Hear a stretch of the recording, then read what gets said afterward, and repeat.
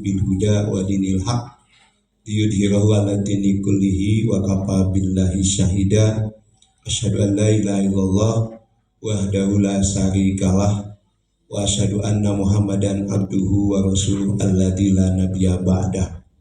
Rabbi shrahli sadri wa yassirli amri wahlul 'uqdatam min lisani yafqahu qawli. Qala Allah Ta'ala bi kitabihil karim, a'udzubillahi minasyaitonir rajim, wal yahsal ladina law taraku min khalfihim dzurriyyatan di'afa. Ayat yang saya hormati Bapak Ibu fasilitator, ini kebetulan banyak rekan-rekan saya, Pak Dr. Asep ini, kemudian mungkin dari rekan-rekan fasilitator dari BBGP yang lainnya yang saya hormati dan saya banggakan. Terima kasih Pak Kepala Sekolah SMP 2 Garut yang saya hormati Pak Darsono, Bapak Ibu sekalian, para peserta lokakarya angkatan berapa? Angkatan 2 sekolah penggerak yang saya hormati dan saya banggakan. Puji dan syukur mari kita panjatkan kehadirat Allah Subhanahu wa Ta'ala. Alhamdulillah pada pagi ini saya bisa bertemu dengan Bapak guru yang hebat, kepala sekolah yang hebat-hebat, pengawas yang hebat-hebat, karena untuk menjadi bagian dari komunitas ini ada prasyarat-prasyarat tertentu yang harus dilalui, dan tentunya Bapak dan Ibu adalah bagian atau kristalisasi dari orang-orang hebat. Dan saya meyakini bahwa yang hadir di sini tentunya punya sebuah tujuan yang sangat luar biasa, yang sangat istimewa, yang sangat mulia. Intinya tadi di surat An-Nisa ayat 9, hendaklah kita takut meninggalkan generasi setelah kita itu generasi yang dialfa, generasi yang lemah. Kita ingin bahwa setelah kita lahir generasi-generasi yang lebih hebat lagi daripada kita. Manakala generasi kita lebih baik daripada generasi yang ada saat ini, itulah pertanda bahwa keberhasilan dari sebuah pendidikan. Gitu ya Pak Asep. Ini kan saya juga dari Kemelk ya. Luar biasa.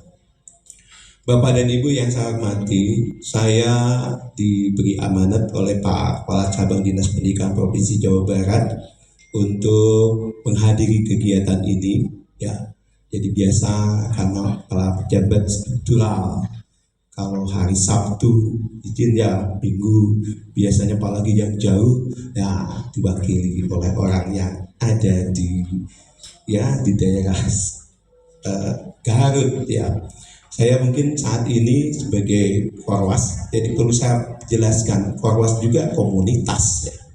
Jadi Korwas itu kalau di untuk level guru itu ada yang kita kenal sebagai MGMP, apa betul kan? MGMP kalau di SD apa yang dinamakan dengan apa? KKG gitu ya. Nah, kemudian di SMP ada juga sama. Kalau untuk untuk kepala sekolah ada yang dinamakan kalau di SD apa namanya? K3S gitu ya. Kalau untuk SMP ada MKKS ya. Nah, untuk dulu waktu saya masih ada di Dinas Pendidikan ya, itu kan arah kebijakan pendidikan masih ada pada Dinas Pendidikan Kabupaten Kota. Maka di dalamnya ada TK, SD, SMP, SMA, SMK, ya. SLB pada saat itu tetap masih ada di provinsi. Kebijakan pemerintah 2017 mengharuskan bahwa pengelolaan pendidikan itu untuk TK, SD, SMP masih stay di kabupaten kota, tapi untuk SMA dan SMK di bedo desa ke tingkat provinsi. Makanya sejak tahun 2017 saya agak sedikit susah juga bertemu karena kami harus mengelola SMA, SMK, SLB. Nah, di pengawas SMA ada mana MKPS SMA, ada MKPS, ini perlu saya nomenklaturnya, ada MKPS SMK, ada MKPS SLB gitu. Nah, dari MKPS SMA, SMP, SMA, SMK dan SB harus dibentuk satu koordinator yang dikenal sebagai Korwas. Jadi gitu ya. Jadi nomenklaturnya bisa. Jadi saya bukan hanya ngelola SMA, background saya SMA, tapi juga SMA, SMK dan SLB. Nah, itu barangkali hal yang perlu mungkin diketahui oleh rekan-rekan Bapak Ibu guru yang hebat. Bapak Ibu yang saya hormati, kalau kita bicara PSP sekarang sudah masuk di episode yang kedua, betul nggak? Ya, sekolah penggerak angkatan yang kedua. Kalau untuk SMA, oh 3. Nah, untuk SD SMP ya angkatan 3. Tapi untuk SMA masih Pak Dokter masih di angkatan yang kedua. Untuk Garut. SMA untuk Garut. SMA SMK. Ya untuk Garut. Tapi mungkin di kabupaten lain sudah ada. Jadi mungkin untuk level tingkat dasar, betul nggak? Nah, TSD, SMP sudah pada PSP tingkat 3. Nah, sekarang yang hadir di sini adalah anggota-anggota yang masuk di di angkatan yang kedua. Nah, ini persoalan yang saya hadapi di lapangan, perlu saya sampaikan bahwa generasi yang pertama ini memang relatif semangat, Bu. Mereka ingin tahu lebih jauh seperti apa sih yang namanya sekolah penggerak. Mereka ingin mencoba langkah-langkah yang melalui sebuah SOP daripada sekolah penggerak diikuti dengan seksama gitu. Tetapi mulai agak sedikit yang saya amati, mohon maaf, di SMA, SMK. Kalau SMK sudah tidak ada karena SMK programnya pusat keunggulan. Jadi sekolah penggerak itu ada pada SMA dan SLB kalau tingkat menengah. Tapi kalau SMK namanya pusat keunggulan. Nah, sudah agak sedikit landai, Bu ya. Nah, jadi kalau kadang pertama semangat, ini landai. Nah, ini adalah perlu ada di treatment kembali, perlu ada pemantik lagi gitu ya. Jadi kadang-kadang iman itu kadang ya jidu wayan kusu gitu ya. Kadang-kadang di atas, kadang-kadang di bawah. Makanya hadirnya Bapak Ibu dalam sebuah lokakarya ini adalah merupakan sebuah ikhtiar dari BPGP agar kita diingatkan akan tugas fungsi kita, bagian dari orang yang harus bertanggung jawab karena kita telah diamanati ya oleh pemerintah, telah ditunjuk dari sekian ribu yang saya ketahui SD di Kabupaten Garut dulu saya kan terlibat juga dulu di kelembagaan ya kurang lebih 1558. Sekarang mungkin sudah terjadi sebuah lompatan lagi jumlah SD. Nah, sementara yang masuk di sekolah penggerak mungkin tidak sebanyak itu. Jadi ini adalah sekolah-sekolah pilihan yang telah betul-betul direduksi, dipilih, dan inilah yang hadir saat ini adalah bagian daripada sekolah penggerak. Sekolah penggerak esensinya adalah harus bergerak, ya, mulai bergerak. Ya. Untuk bergerak itu Ibu dan Bapak tidak mudah. Background saya kimia, jadi kalau orang untuk bergerak itu perlu ada energi, ya. Energi aktivasi, energi yang dimulai untuk mulainya sebuah reaksi. Nah, kalau itu tidak terjadi, energi itu tidak tercapai, akan sulit untuk bisa bergerak. Kenapa harus bergerak? Sebab pada dasarnya benda di dunia ini semuanya adalah bergerak kepada Ibu. Ya, bumi bergerak. Satelit juga planet bergerak, tata surya bergerak. Berhenti saja yang namanya bulan bergerak, bumi bergerak, berhenti. Jangankan 1 jam, jangankan 1 menit, 1 detik saja tidak bergerak, berhenti, hancur. Ya, sama tubuh kita juga kalau dilihat dengan mikroskop ultra, maka tubuh juga adalah bergerak.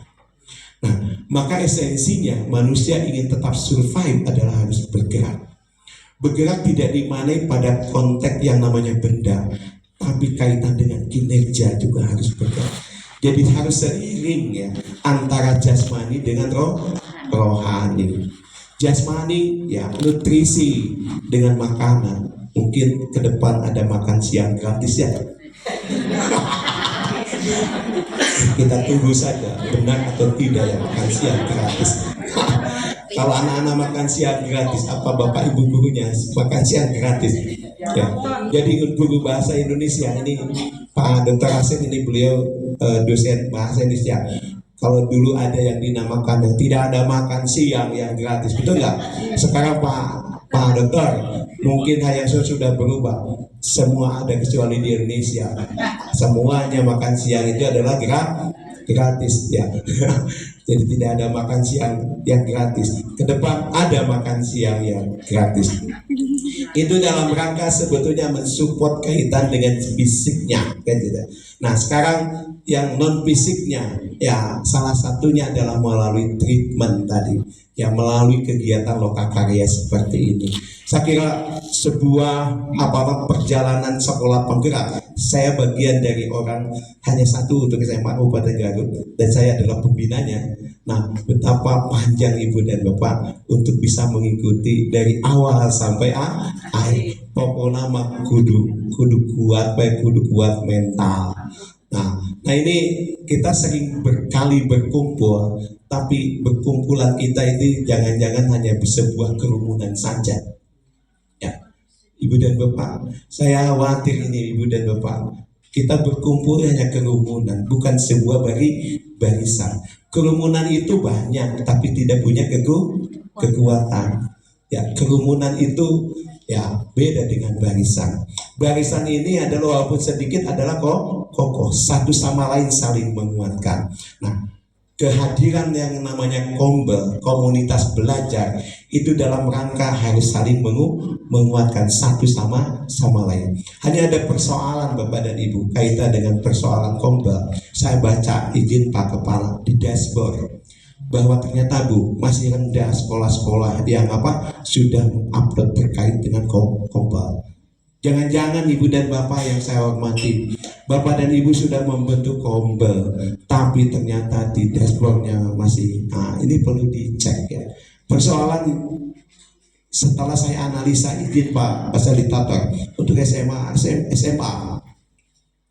ternyata ketika membentuk yang namanya komunitas belajar ada prasyarat, betul nggak? Nah itu diantaranya adalah pengurusnya harus pernah lulus itu. Nah ini menjadi persoalan bukti karya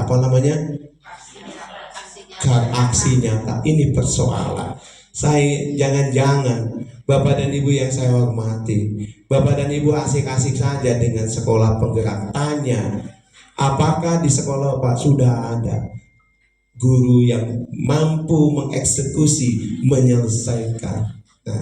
Nah sekarang sedang kita garap kalau di SMA, SMK kaitan dengan persoalan ini apa intinya. Ternyata intinya setelah saya lihat di dashboard ini masih zero, mohon maaf ya, nah masih nol gitu.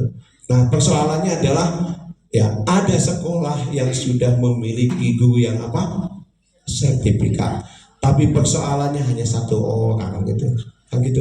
Minimal berapa orang Bu? Tahu nggak? Dua orang. Ada yang sudah punya 2 orang tapi belum dibuat SK-nya, betul nggak?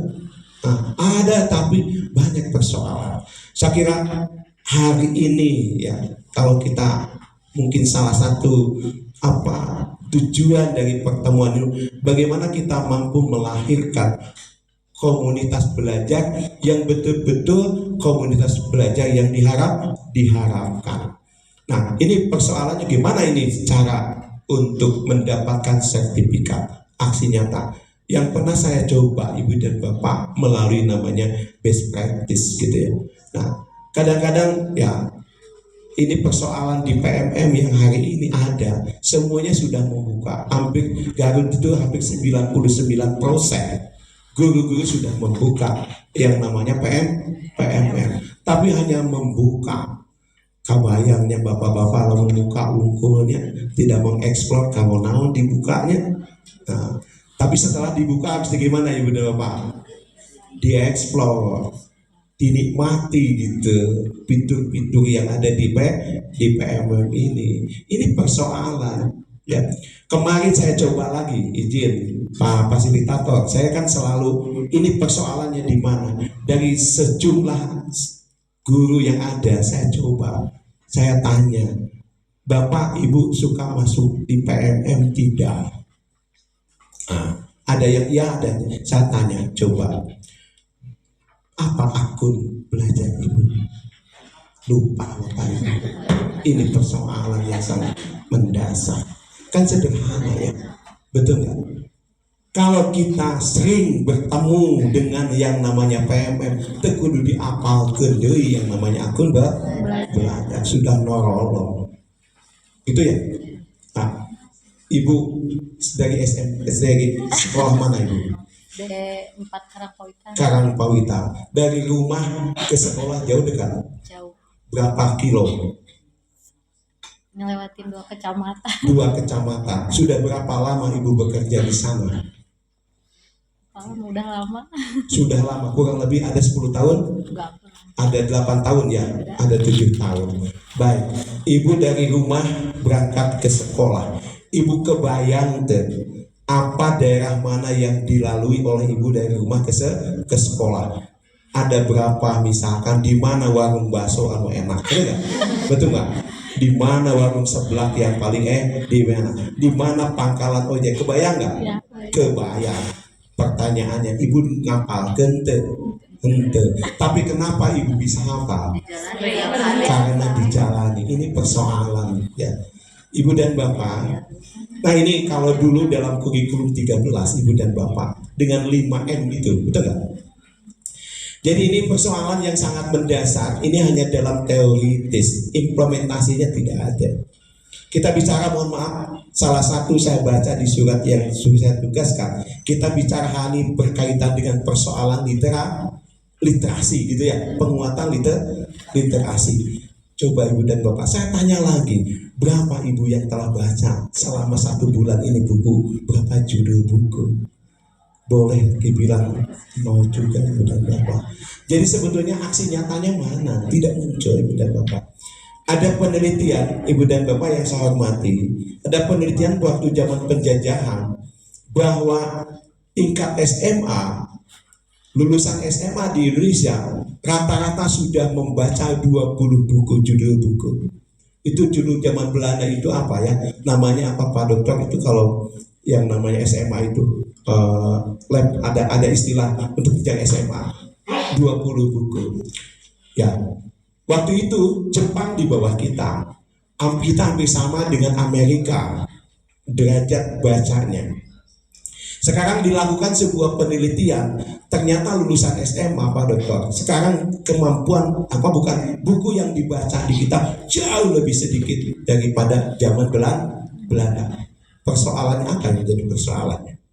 Nah, saya pernah ini lakukan 2017 sebuah karya, saya coba ke Kemdikbud, saya baca dengan TKK literasi ya. Jadi kalau di pramuka, saya orang pramuka, ada tanda kecakapan saya buat TKK dari tingkat purwa, madya, utama, dan saya coba minimal kalau purwa anak telah membaca 10 buku, madya 15 buku, dan utama 20 buku. Ternyata ada hasil dengan tanda kecakapan.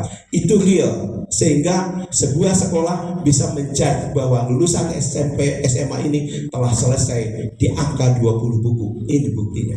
Sekarang pertanyaannya, literasi hanya adalah sebuah simbol, betul nggak? Baca lagi di perpustakaan, betul Ibu dan Mas. Saya menjadi asesor dengan Pak Asep di sebuah sekolah yang hebat di Bandung, mohon maaf, sekolah swasta yang hebat. Kepala sekolahnya bangga, Pak, hari ini saya punya perpustakaan yang sudah levelnya Cambridge.